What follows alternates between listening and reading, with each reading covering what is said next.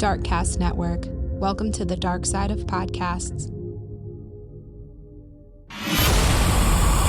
Witchcraft, the occult, extremist beliefs, murder. Tune in to Rogue Darkness each Friday and join host Raven as I uncover horrific crimes committed under the misconceptions and misunderstandings of witchcraft and other belief systems. I'll cover a wide range of crimes involving ritualistic killings and extremist beliefs to cult persuasion and supposed possession. Anything and everything that borders the line of horrifying. There's always three sides to a story.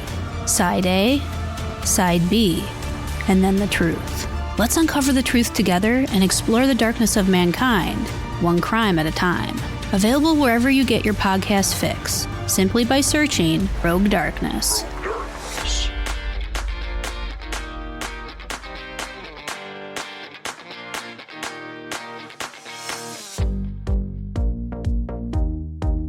Hello, you've reached my disclaimer. This is a podcast about grim topics and murders.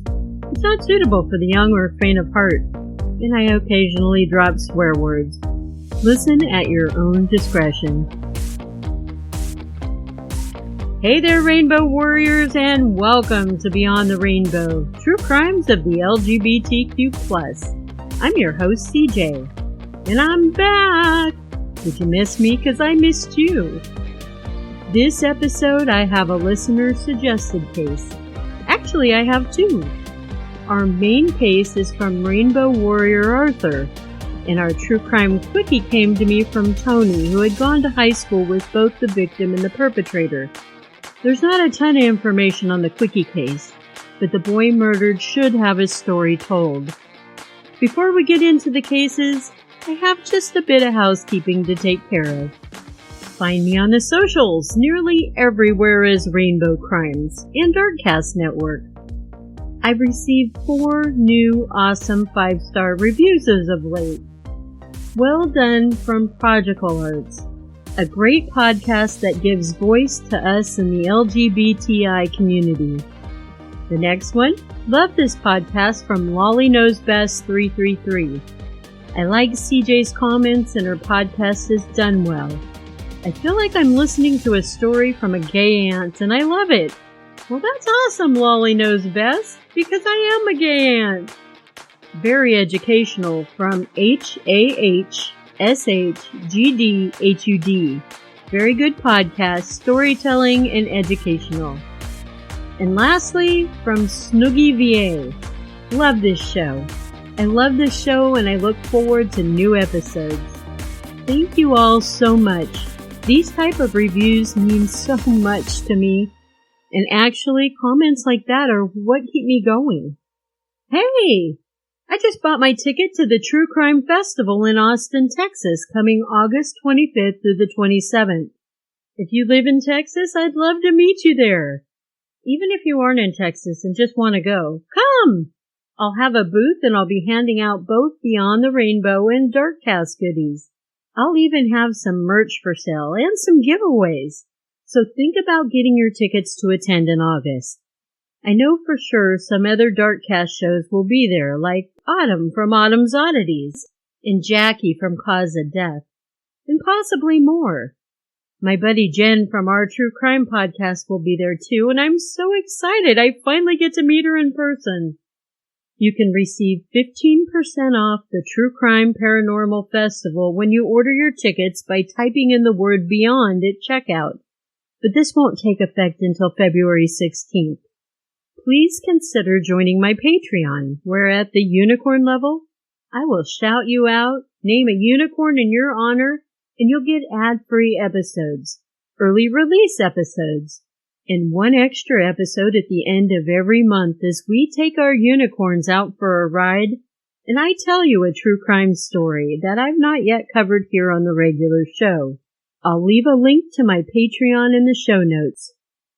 As I've told you all before, I lived in Louisiana for a little over a year, near Shreveport in Bossier City. The one thing I really regret that I didn't do before leaving Louisiana was to visit New Orleans. Or is it New Orleans? I think I say New Orleans, and I'm probably wrong, but that's what I say. My daughter was able to go, and she said it was pretty cool, but the main street, Bourbon Street, I'm guessing, smelled like vomit and urine. I worked for daycare for many years. I can handle a little vomit and urine, maybe. And I still would have loved to have visited anyway. So much history and so many hauntings. It's on my bucket list to visit someday. Our first listener-suggested case this episode, thank you again, Arthur, comes to us from New Orleans. Oh look, I said New Orleans. I guess I mix it up. I know last episode was also a New Orleans case, and it was brought to you by my friends at Murder News. And I'm sorry for being absent, but sometimes I just need a little extra time to work on cases. From my understanding, there's quite a few LGBTQ members in this city, which is all the more reason for me to go. The following case has 4 victims. 3 died and 1 was badly injured. One of the deceased victims was a gay man that's been confirmed by a friend of his. The weather on December 1st, 1996 was rather mild for winter. There seemed to be no tropical storms or hurricanes on the nearby horizon. It rarely ever snows in New Orleans. But even on this winter day, the city was being spared from rain or a horrendous cold front. I was curious about something and I had to go look it up before I started this case. I wanted to find out where the murder capitals of the United States have been in the past 10 years. But digging up that info was a little tougher than I thought. I can tell you the top murder cities of 2023 though, and we're only in the 2nd month of the year. I'll give you the top 6. St. Louis, Missouri, Baltimore, Maryland, San Juan, Puerto Rico, Detroit, Michigan, Milwaukee, Wisconsin, and New Orleans, Louisiana. Doing good, New Orleans, because last year you were named the #1 murder capital of the U.S. True, we still have 10 months to go. I'll be curious to see where that murder capital title ends up at the end of the year. The Louisiana Pizza Kitchen has been a favorite of tourists and locals alike, and it's been in business for over 25 years. So in 1996, the Louisiana Pizza Kitchen was still relatively new, but it was prosperous and catching on in the heart of New Orleans. This particular location is right across from the French Market. I couldn't help myself. I had to go look at their menu, and I started drooling because their food sounds so good. And the pizzas are really a good price, from $13 to $20. I'm sure they were even cheaper back in 1996. 4 workers arrived at the restaurant around 10 a.m. in the morning to prepare the food and get ready for the incoming lunch crowd. Business was opened at 11 a.m. These employees were 28-year-old Cara LaPiccolo, 25-year-old Santana Mew, 24-year-old Michael Witkotsky, and 24-year-old Damian Vincent. A little after 10 a.m., another unscheduled employee would arrive, and he had 2 other people in tow. He was dishwasher 23-year-old Malcolm Hill. Malcolm had only worked at the Louisiana Pizza Kitchen for 2 weeks. The 2 people he brought inside the restaurant with him were 23-year-old Philip Anthony and 16-year-old Tracy Marquez. There was another individual with them who dropped them off at the pizza kitchen, and that was Sydney Anthony. They, I'm using this pronoun because I couldn't find if Sydney was male or female. I'm guessing male. But Sydney waited in the car for the other 3. If I had to guess, I'd say Sydney's related to Philip, because they have the same last name. This was the getaway car, and Sydney waited for the 3 to finish up. Malcolm talked his way into the restaurant with the ruse that he needed to check the staff schedule. One of the 4 employees on shift let him in. Cara brought Malcolm and his 2 friends each a soda and started to go over the shift schedule with Malcolm. Damian was doing his routine sweeping and mopping in back. He overheard Cara talking to Malcolm. He moved his sweeping and mopping out to the front of the restaurant and was seen by Philip and Tracy, Malcolm's friends. Philip said to Damian, "Yeah, hey, let me holler at you for a minute." Damian put down his broom, and walked over to where Philip was. At that point, Philip pulled out a pistol with a potato shoved into the barrel. This was his ghetto-style silencer, and he held the gun on Damien. He escorted Damien to the back of the kitchen area of the restaurant. They saw Michael on the way, and Philip grabbed him too, and then he led both young men to the walk-in refrigerator freezer. Kara was already inside the walk-in and shivering from the cold. The last employee to be herded into the walk-in was Santana. Santana was a waiter at the pizza kitchen. Once all 4 employees were in the oversized refrigerator freezer, Philip ordered them on their knees. Kara began crying and pleading for the men to please don't kill her. She knew she had a husband and 2 young children at home. Those children needed their mama. Damien felt like this was it, and he was lowering his head. But before he did, he saw another one of the perpetrators also holding a gun with a barrel shoved into a potato. After lowering his head, he heard 4 or 5 gunshots, and then all went black. Damien had been shot in the back of his neck, causing him to fall flat and pass out. When he came to, he saw the bodies of his 3 co-workers slumped on the ground next to him. The shooters were no longer in the walk-in fridge. He crawled over his co-workers' bodies to get out of the walk-in refrigerator. He was able to get to the restaurant's phone and call 911. As he did so, another employee arrived for work around 10:30 a.m. Damien sent that employee to the restaurant next door for help. The first police officer arrived on the scene. He was a little taken back by the grotesque annihilation that had taken place in the walk-in refrigerator. But when he was looking over the carnage, he heard Michael gurgling. After another officer arrived, the 2 cops pulled Michael out of the walk-in, and they started to administer CPR until the EMTs arrived. When the ambulance showed up, Michael and Damien were transported to the hospital. Kara and Santana were pronounced dead on the scene. Michael would die at the hospital, and Damien would survive to identify and testify against the assailants. The killers/robbers got away from the Louisiana Pizza Kitchen after taking a little over $2,500 from the restaurant safe. So I got to thinking, why the fuck would a dishwasher know the access code to the safe? And then my light bulb went off. Duh, CJ. He got Kara to open it.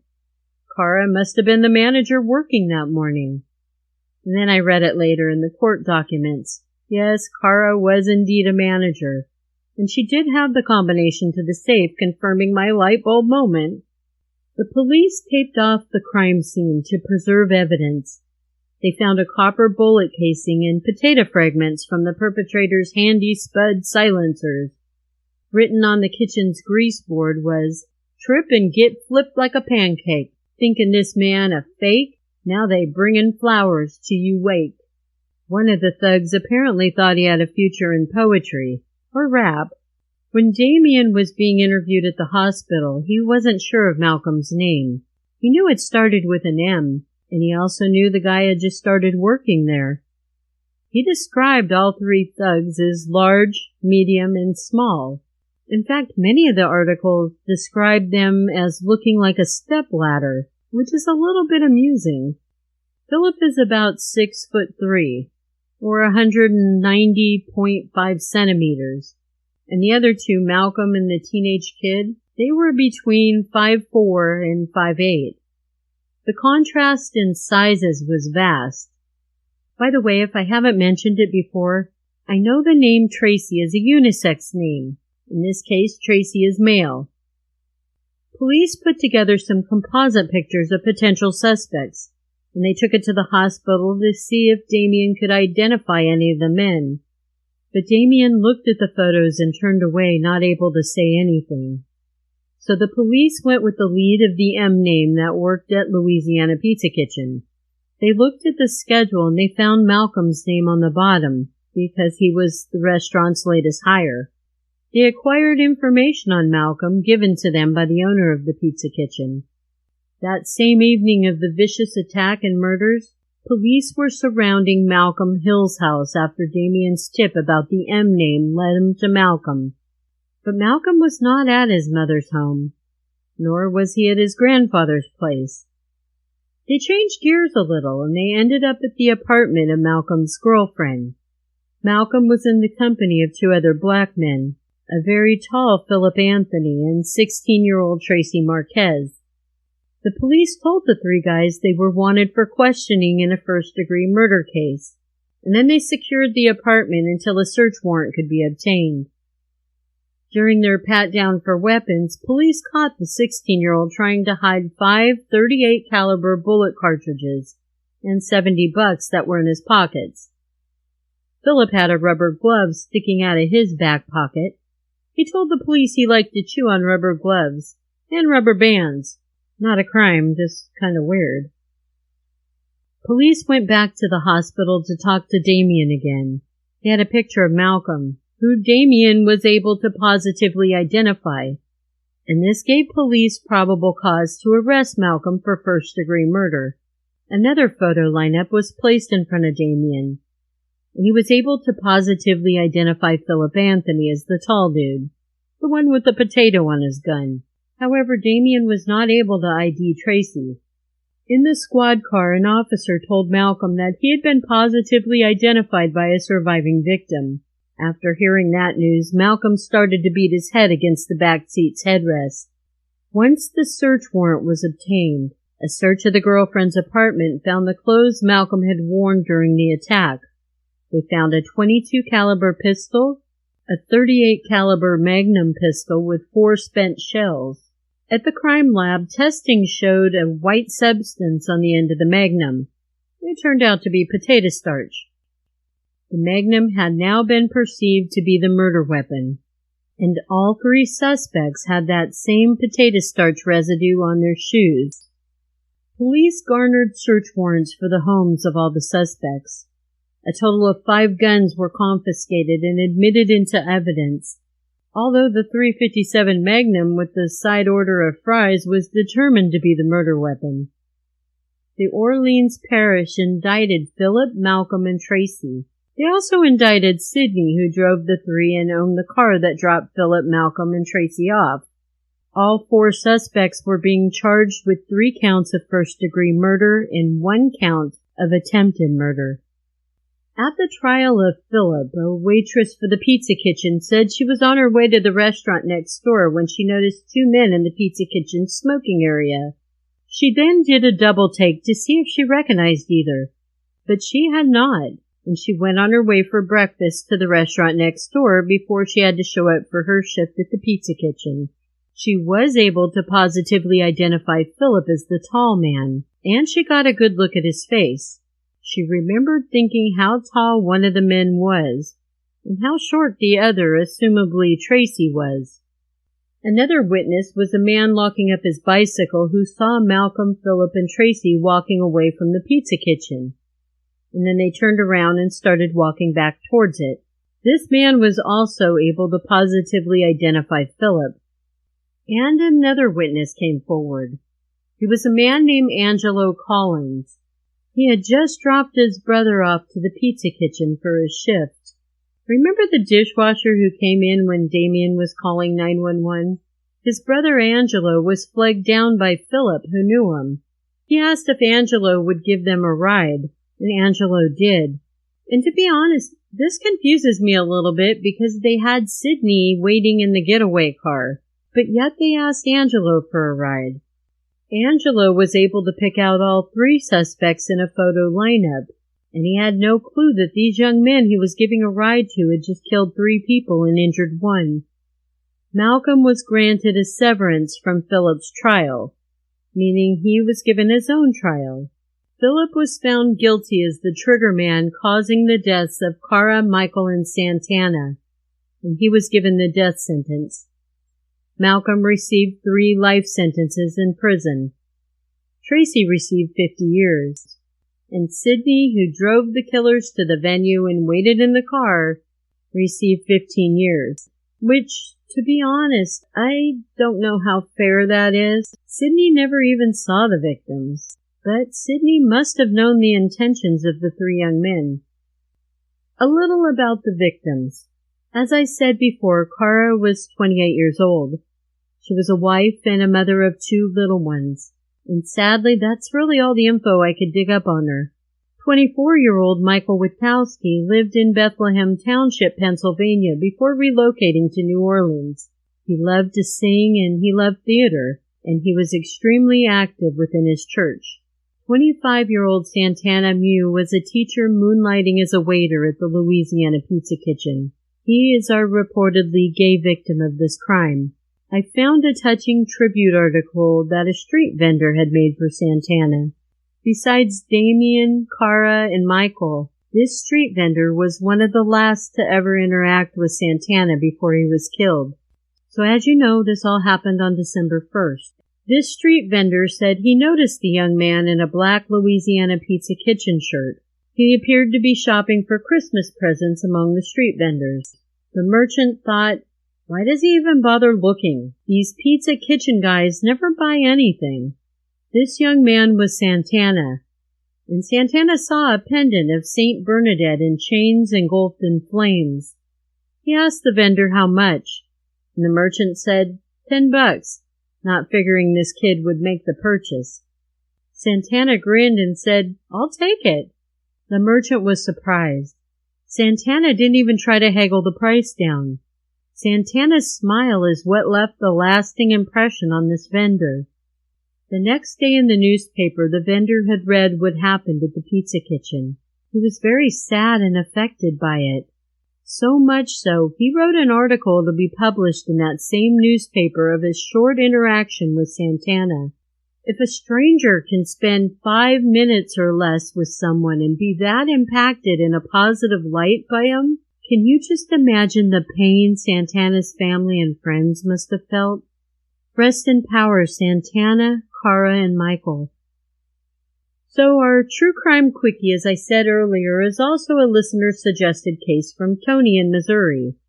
Tony knew of the 2 guys this case is about. They were a little older than he was in high school. Tony sent me a few articles on the case, but other than a Find a Grave memorial for the victim, I was not able to find much more on this case. If not for Tony, I'd have nothing really. But knowing that, let's get into it.